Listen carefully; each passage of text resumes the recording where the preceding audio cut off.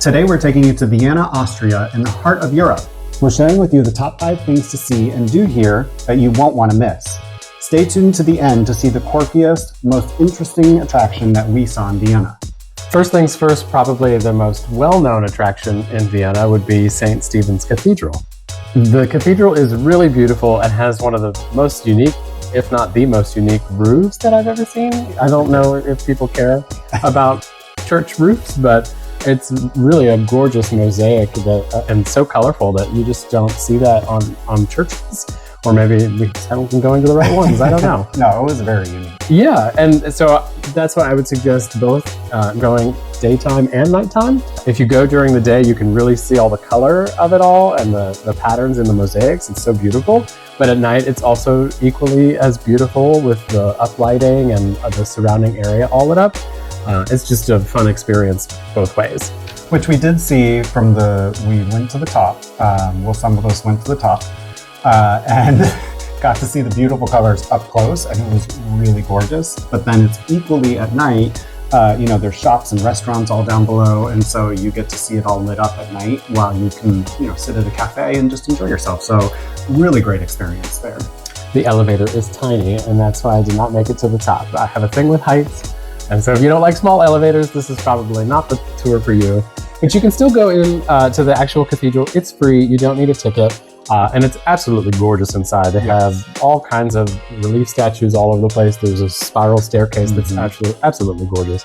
There is a Catacombs that you can go to, and the elevator to the top that you did, but you have to pay for tickets for those. The Catacombs I don't think was very expensive. I think the tour to the top was more. There is a museum next door where you can get your tickets, and then you also get a tour of the museum. And there's a lot of reliquary items there, a lot of beautiful gold statues and carvings and panels and things like that. And it was beautiful, but let's just state it was very small. So don't go to this museum expecting like a half-day exhibit, because I think we went through it in less than an hour. Oh yeah, you can go through really fast, but it's cute. There's a lot of really pretty items in there. So if you like little churchy items, gold stuff and all of that. Lots of Jesus statues. Yeah, if you love Jesus, that's the place for you. So definitely check out St. Stephen's Cathedral. It's a must-see, and the area around it is super fun day and night. It's a very busy, it's like the center of town, kind of. Tons of restaurants, a bunch of shops. It's really beautiful. It's Vienna. There are statues everywhere, but there's several statues there as well, and just tons of gorgeous buildings. They're all old Beaux Arts kind of 1800s and even before. So there's a lot of that, but there's also a lot of modern buildings too. There are. So, take your pick of what you like to see, and there's definitely something for everybody. The next must-see item on the list is an e-bike tour of Vienna. Now this again is something Jared wasn't able to do with me, as he doesn't have the balance for a bike, and they didn't offer 3 wheels. I did check. But I did go with our friend Steve and Neil, and we got to see, pretty much all of Vienna. It was astounding, the beauty and just how quick these bikes went too. I had never been on an e-bike before, but they took us around the entire city. I was amazed that within I think it was like a 2.5 hour tour. Within the 2.5 hours, we literally went around the entire city and saw every building that JR and I would see throughout the rest of our tour there. Just gorgeous, gorgeous views. And lots of bike lanes. It's made for bikes, not like Amsterdam, but it is definitely made for bikes. And so it was just one of the most pleasant experiences that I've had touring a city was the e-bike. So I highly recommend that if you're going there, you have to do the e-bike tour. Yeah, I was kind of bummed to miss out on it, but bikes are just not my thing. But from the videos that I saw and pictures that he took, he really was all over the city and got to see a ton. So definitely a must-see. Give it a try if you're a bike person. Absolutely. The third thing to keep an eye out for and take part in would be one of the many parks in town. It's Vienna, it's Europe, they love beautiful places, and everything is very well laid out. We were actually staying over by Stad Park. Stad Park, however you say it, sorry Austrians. It was beautiful. There are just statues everywhere. I don't know what it is with Vienna and statues. This place is, the statue and art capital of the world, I would say. They commemorate everything with a statue. So we got to see several statues. I took Rhett walking there every day and a couple times a day. It was just beautiful. There, even the storm drain or storm creek, whatever you call it, had like art on it. It was so pretty. They had these beautiful blue giant vases in some enclaves in it. I was like, this is, in the US, this would just be all flat concrete. Right. And over here, they're like, oh, we'll make it beautiful. So lots of parks that they have there, but we got to see Stad Park a ton and it was gorgeous and we walked through quite a bit of it. It was very large. So I would definitely take advantage and go see the few parks if you have time to do that. Well, the many parks. Our fourth item that is definitely a must-see would be Schönbrunn Palace. I think it's well known. We're not breaking new ground with that one. It's giant, it's beautiful, it's very busy, a lot of people on tour there, but definitely worth seeing. It's absolutely stunning. The ballrooms and the chandeliers and the gold leaf everything. We got a great tour guide who told us all about the Queen Maria Therese, I think. Therese, yes. Yeah. Yes. That was super fun. It was. And like you said, everything is beautiful inside. It's so much bigger than you expect because we only saw a very small part of the palace, and what we saw was enormous. I can't even imagine looking at it in person how much there is to this. And still to this day, a very interesting fact is that the president of the country still holds an office in the palace and actually comes out on the balcony sometimes during the day so you can see him. And just it was gorgeous. Everything was decked out in gold and beautiful. It really is. And yeah, like you said, we were only on, I think, one of the floors and it's probably a 4-story building. Right. But it's still amazing what we got to see and it's just so beautiful things of that time. And then the gardens as well. Yeah. They have beautiful manicured gardens and statues, of course, more statues. There's statues everywhere. So we got a tour out there and there's another building out in the way back. And it was like for parties, like as if they didn't, a whole palace in gold wasn't enough for their parties. They had another mini palace in the back. And it was far though. We're talking like, I forgot what they said the distance was, but it was over half a mile away and you could see it, but it's still on the same property. But it was so big. I think if you go with enough time and make sure that it's open, I don't know if it's always open to see, and you have enough time to get up there, definitely probably worth seeing. We didn't get to see it because it was far away and it was at the end of the day. We saw the gardens. We just didn't get to go all the way out to the palace out there or see the woods area where they said that there's something. We did hear animals. I forgot what we heard. Was it coyotes or something? I don't remember. And then the tour guide told us how it's very common that when he shows people that you'll see deer just running through the tour area. At one point they had a bear that came through. So they're just, because the royal family used to hunt on the grounds, and so they have all this natural wildlife out there, which is really cool. Yeah, the palace when it was built was like a refuge from the city, and now it's smack in the middle of the city, but hey, that's how things go, I guess, with history.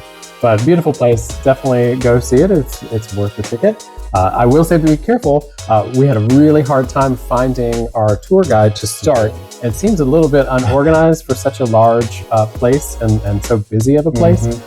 They have a whole reception area to the left where you can buy tickets or whatever, but our tickets were already bought and we were supposed to be meeting him in a specific spot and nobody knew anything about it. So check with your guide before you go. Make sure you know exactly where to meet them because we almost missed the tour. And so did several other people in the group. Yeah, get there early because one, it's hard to find, but also I feel like usually they don't wait for people.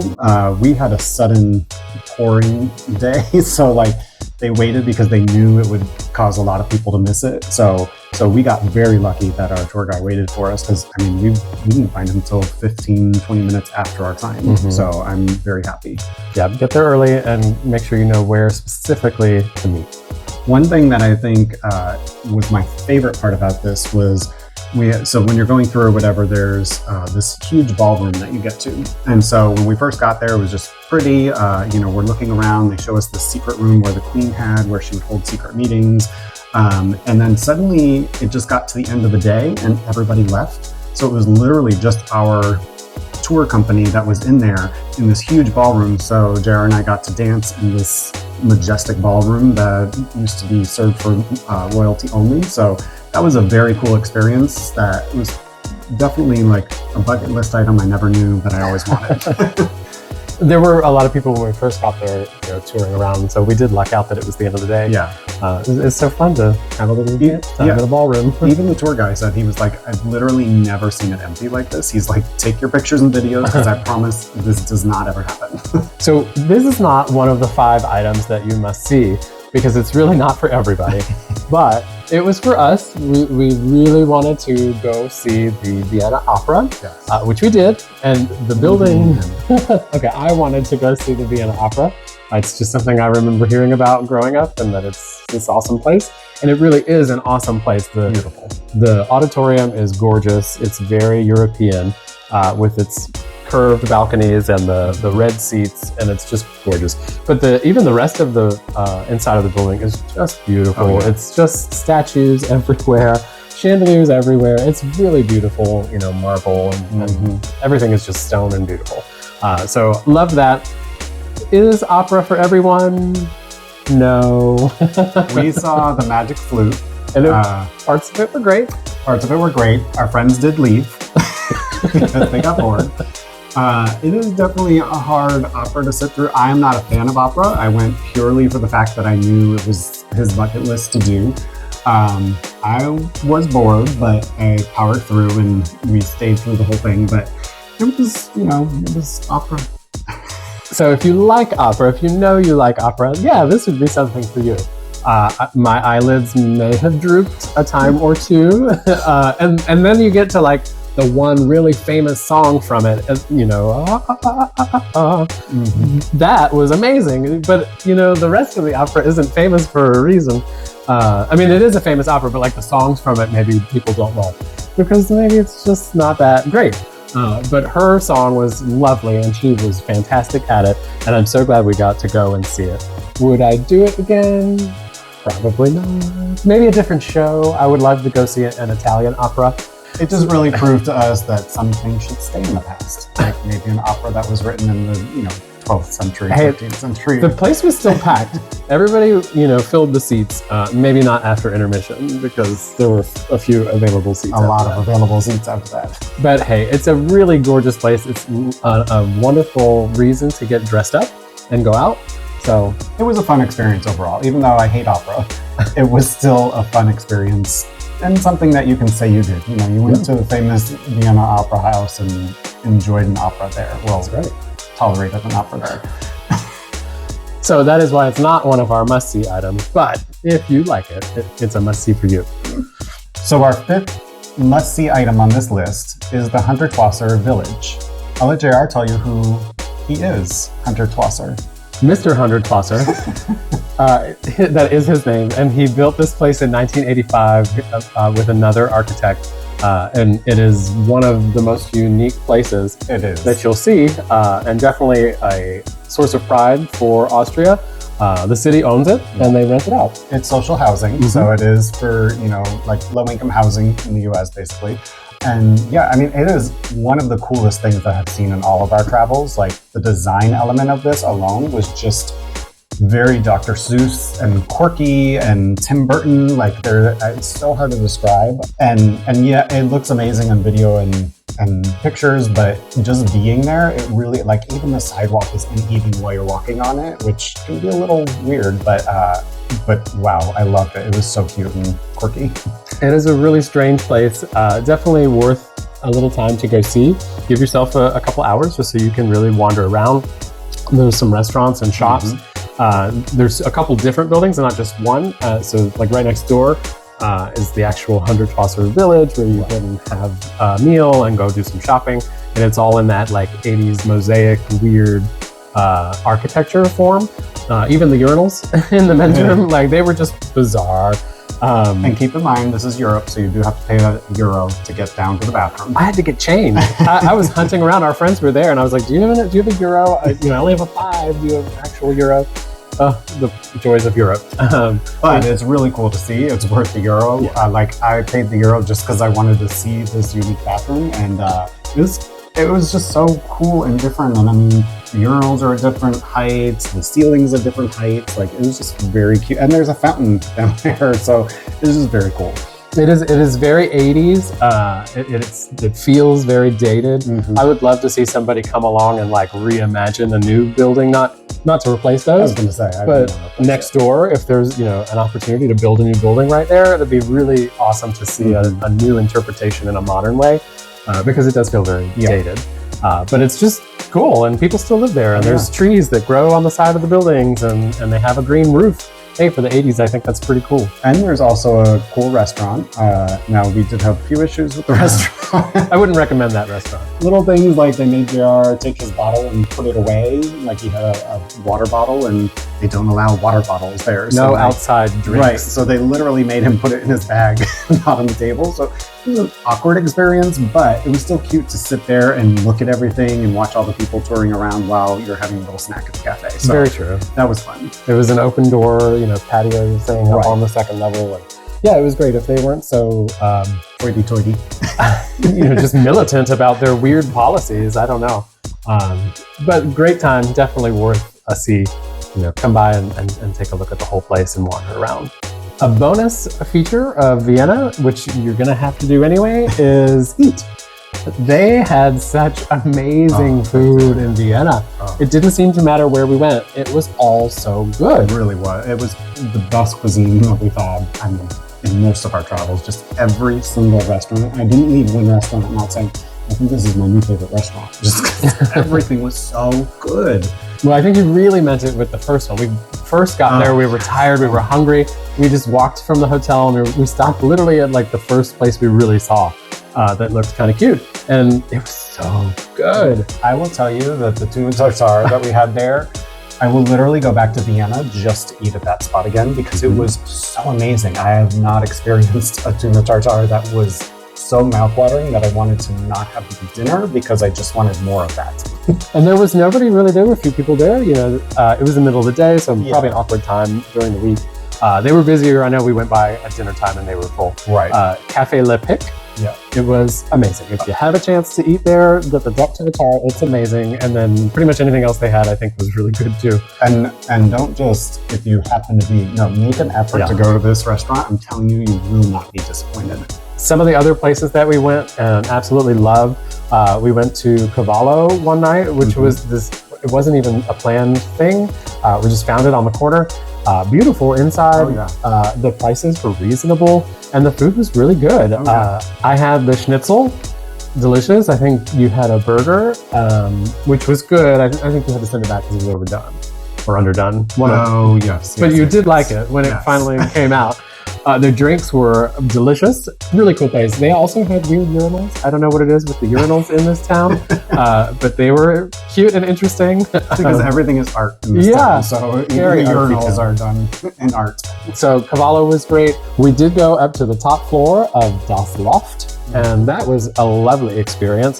This place is super modern. It has this really colorful, imitation glass ceiling, stained glass. It was really pretty, but modern. So I think they're trying to imitate old Europe in a new way with this stained glass. I can see that. And the views are it's all windows all the way around. Gorgeous views. So you can see the entire city. You can see St. Stephen's where we were sitting. It was right in front of us and all lit up at night. Absolutely breathtaking views. Food was great. We had a lovely time there. A little pricey. It's not the cheapest. It was a rather expensive restaurant. But it was worth it. You pay for the experience. You're going for the views. You're going to dress up a little and have some really nice food and some good drinks, and it was definitely well worth it. And for all of those who have a sweet tooth like me, definitely make time to go to Cafe Central. We waited in line and we were waiting there for a little while. It was a little hot, but it was worth it because they have great food. The inside is absolutely stunning. It's very old world, around 1900 looking, with super high ceilings, and it's just beautiful. But the reason it's so good is dessert. They have a wraparound case all the way around the front of all these different desserts, and oh my gosh, we each got one, and they were so scrumptious. I was going to say, he was in heaven. For me, it was dessert, but he loved every minute of it and wanted one of everything. I love my dessert. I literally went up to the case just to look at each one and see, what am I going to get? Because I'm not going to just look at a menu when I can go see it. Oh, loved it there. So I had a great time. I think I got the schnitzel there for food, didn't I? You may have. I think I did, and it was really good. I had never heard of this place, but it is an Instagrammable location. And yeah, it was, I mean, everything was delicious there, like everywhere else.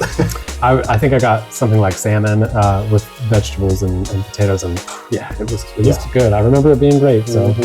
So something that you need to make sure to do while you're there is the shopping. Like, shopping is everywhere there. The little alleyways that they have very much kind of remind me of Venice, but with shopping instead of just these little alleyways, because all of them had, like, there were turns, turns upon turns, and they just had unique stuff. Like, some of them had pottery and just weird things that I don't really see in stores around other places, but yeah, the shopping was just, I mean, we love shopping, so no matter where we're at, we really enjoy it. There were a lot of great options. There's, the big tourist spots around St. Stephen's, and they have another large avenue of, mainstream stores. Right. But we wandered a bit and just sort of went down some side streets and, sat down and had a drink at a little cafe. And then, a horse-drawn carriage pulled some people by, and there was this beautiful church right there. And this wasn't a main street, right, but it could have been. Right. It could have been really popular because it was so pretty and just very European and lovely. So don't be afraid to walk around a little, maybe get lost a little bit. Keep your Google Maps handy. Yeah. But it's a wonderful place to just wander, have a good time, look around, have a drink. Don't be too rushed. Obviously there's a lot to see. Try to take some time and really enjoy it. And they have regular big box stores too. Like, I am very much a fan of mango. We went there. The prices were really good there for mango. So I bought 2 sweaters. I think he bought one. There were a lot of little shops in that area where we also bought clothes, because I mean, where else are you buying a $10 jacket? Like, it's amazing the price difference that we weren't used to. So really great shopping. Hopefully these things will help you really enjoy your trip to Vienna. We definitely enjoyed ours, had a marvelous time. And as always, like, comment, and subscribe. And we'll see you next time. Tootsies!